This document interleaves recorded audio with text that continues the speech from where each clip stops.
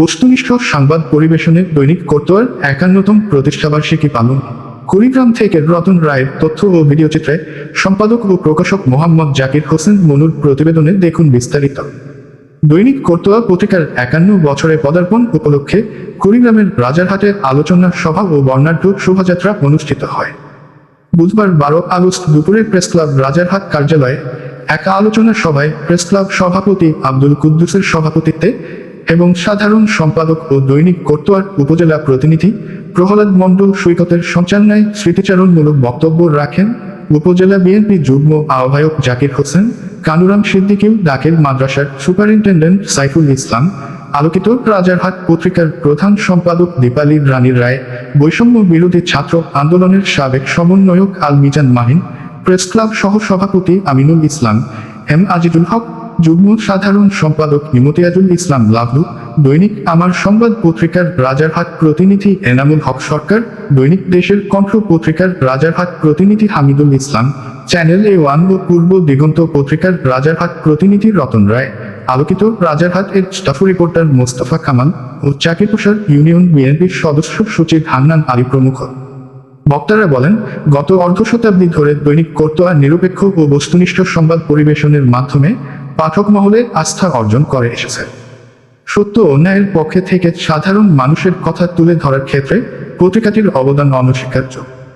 গণতান্ত্রিক চেতনা ও জনমুখী সাংবাদিকতার ধারাবাহিকতা রক্ষায় কোতোয়ার ভূমিকা প্রশংসনীয়।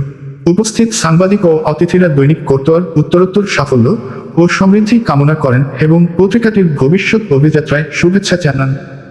অনুষ্ঠানের সভাপতি আব্দুল কুদ্দুস সকলের প্রতি কৃতজ্ঞতা প্রকাশ করে বলেন, কোতোয়া কেবল একটি পত্রিকা নয়, এটি এ অঞ্চলের সাংবাদিকতার আত্মমর্যাদার প্রতীক।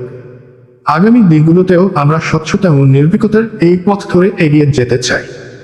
আলোচনা শেষে ৫১ বছর পূর্তি উপলক্ষে প্রতিষ্ঠাবার্ষিকী উদযাপন ও একটি শোভাযাত্রা বের করে শহরের প্রধান প্রধান সড়ক প্রদক্ষিণ করেন। এই পত্রিকাটি আমরা ছোট্টবেলা থেকেই দেখে আসতেছি। দেশের চলমান থেকে শুরু করে বৈশ্বিক যে সমস্যাগুলো হয় সেই সমস্যাগুলো সুন্দরভাবে তুলে ধরে এবং প্রতীয়মান করে।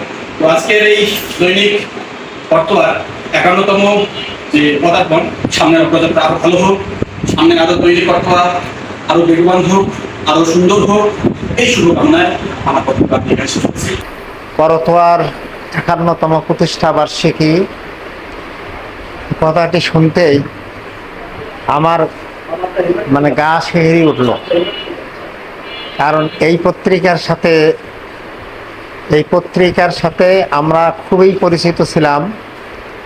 বিশেষ করে এই পত্রিকার যিনি প্রতিনিধি ছিলেন, রাজারহাটের প্রতিনিধি, আজকে তার কথা না বললেই নয়, জনাব আলমগীর কবির। তেমন কোনো পত্রিকা ছিল না। আমার অনেক নিয়োগ বিজ্ঞপ্তি এই কোতোয়াতে দেওয়া আছে এবং এই ৫১ বছরে পদার্পণ করছে। এর জন্য আমার ব্যক্তিগত পক্ষ থেকে অভিনন্দন জানাই, ধন্যবাদ জানাই। এই পথ চলা যেন আগামী দিনে সাবলীল হয়, আরও সুদৃঢ় হয়, এই প্রত্যাশা রাখছি। এবারে আলোচনা সভার শেষের দিকে আমরা এবারে সভাপতি বক্তব্য রাখতেছেন আমাদের প্রেস ক্লাবের সভাপতি এবং আজকের আলোচনার সভাপতি আব্দুল কুদ্দুস। তাকে তার মূল্যবান বক্তব্য দেওয়ার জন্য বিনীত অনুরোধ করছি। বগুড়ার প্রাণকেন্দ্রে একটা নদী, সেই নদীকে কেন্দ্র করে এই পত্রিকা।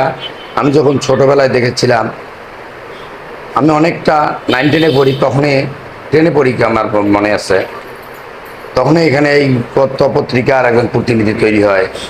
আমার শ্রদ্ধাভাজন প্রিয় চাচা, প্রিয় বন্ধু মনে করা যায়, আলমগীর কবির, উনি ছিলেন এই কোতোয়া পত্রিকার এখানে সাংবাদিক প্রতিনিধি।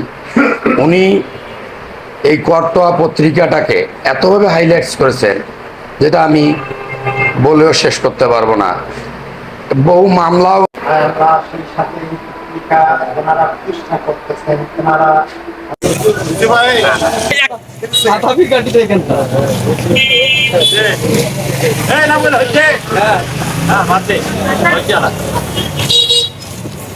ঠিক আছে।